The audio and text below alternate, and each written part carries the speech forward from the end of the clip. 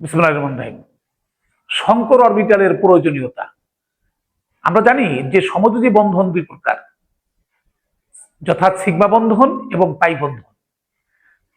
Shankar orbital হলো sigma বন্ধন গঠনের জন্য প্রয়োজন এবং সন্নিবেশ বন্ধন গঠনের জন্য প্রয়োজন।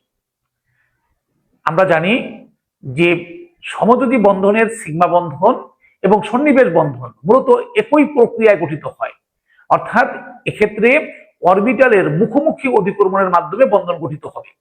তাহলে বন্ধন গঠনের ক্ষেত্রে যখন অরবিটালের মুখোমুখি অধিকর্ষণ হবে তখন শঙ্কর অরবিটাল ব্যবহৃত হবে।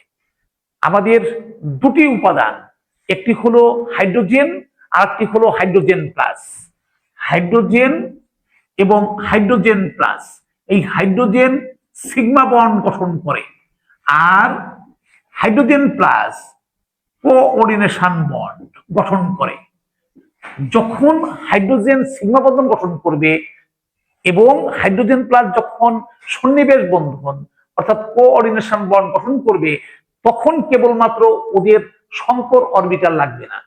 এছাড়া অন্য যে কোনো মৌলের ক্ষেত্রে সিগমা বন্ধন এবং সন্নিবেশ বন্ধন গঠনের ক্ষেত্রে অবশ্যই শঙ্কর অরবিটাল প্রয়োজন হবে। Thank you.